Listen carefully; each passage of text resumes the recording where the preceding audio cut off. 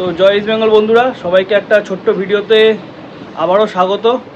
Transfer update east বেঙ্গলের জন্য দারুণ খবর। ইন্ডিয়ান প্রতিভাবান প্লেয়ার ইন্টারকাশির 27 বছর বয়সী নিশ্চল চন্দন ইন্টারকাশি থেকে ইস্ট বেঙ্গলে সাইন করতে চলেছে। একদম রেডি টু মুভ যাকে বলা যায়, অ্যাডভান্স স্টকে বা অ্যাডভান্স স্টেজে রয়েছে, যে কোনো মুহূর্তে সাইন হয়ে যেতে পারে। একদম নিশ্চিত ধরে রাখুন, ইস্টবেঙ্গল সমর্থকরা খুশি হতেই পারেন এই সাইনিংটাকে নিয়ে। ইন্ডিয়ান প্রমিসিং ডিফেন্ডার 27 বছর বয়সী, আগামী দিনের কিন্তু ভবিষ্যৎ হতেই চলেছে বা হতেই পারে। আনোয়ারের বদলি হিসাবে, আনোয়ারের ব্যাকআপ হিসাবে হাবাস চাইছিল, হাবাসের তত্ত্বাবধানে টিম হচ্ছে, সেক্ষেত্রে নিশ্চল চন্দন কিন্তু দারুণ সাইনিং, দারুণ মুভ ইস্টবেঙ্গলের জন্য। দেখা যাক শেষ মুহূর্তে মানে আরও কত কি প্লেয়ার আসে। এছাড়াও ম্যাকার্টন লুইস নিক্সন নর্থ ইস্টের প্লেয়ার, তার সাথেও কথাবার্তা চলছে, তাকে ট্রান্সফার ফি দিয়েও ইস্টবেঙ্গল নিয়ে আসতে পারে, সেক্ষেত্রে কোনো অসুবিধা হবে না। নর্থ ইস্টে ম্যাকার্টন লুইস আর এক্সটেন্ড করতে চাইছে না তার কন্ট্যাক্ট, সেক্ষেত্রে ট্রান্সফার ফি দিয়ে নিয়ে আসাটা ইস্টবেঙ্গলের কাছে কোনো একটা অসুবিধা না হওয়ার কারণই, অসুবিধা হওয়ার জায়গা নেই ইস্টবেঙ্গলের জন্য। সেক্ষেত্রে ম্যাকার্টন লুইসও অ্যাডভান্স স্টকেই আছে, যে কোনো মুহূর্তে ওটাও সাইনিং হয়ে যেতে পারে।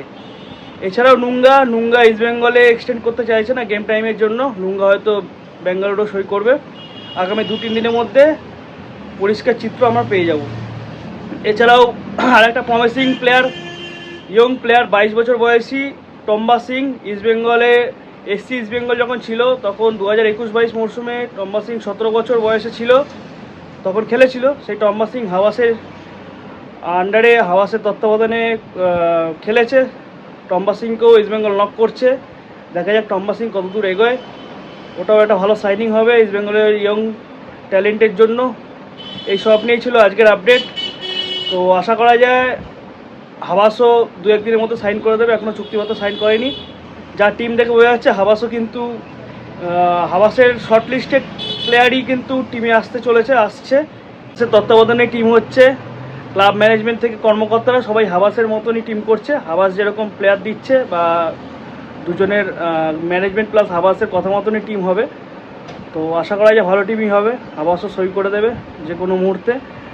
আর আগামী এই সপ্তাহের মধ্যেই হয়তো আমরা স্পন্সরের নাম, ইনভেস্টার হবে না হয়তো, স্পন্সরের নাম আমরা জানতে পেরে যাব। চলুন, এই ছিল আপাতত আপডেট।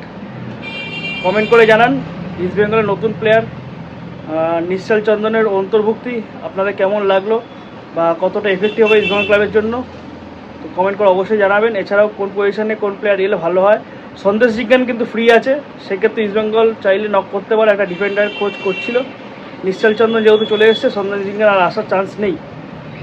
তা আপনার কমেন্ট করে জানান আর কোথায় কোন প্লেয়ার হলে ভালো হয়। তো জয় ইস্টবেঙ্গল, ভালো থাকবেন, দেখা হচ্ছে নেক্সট ভিডিওতে।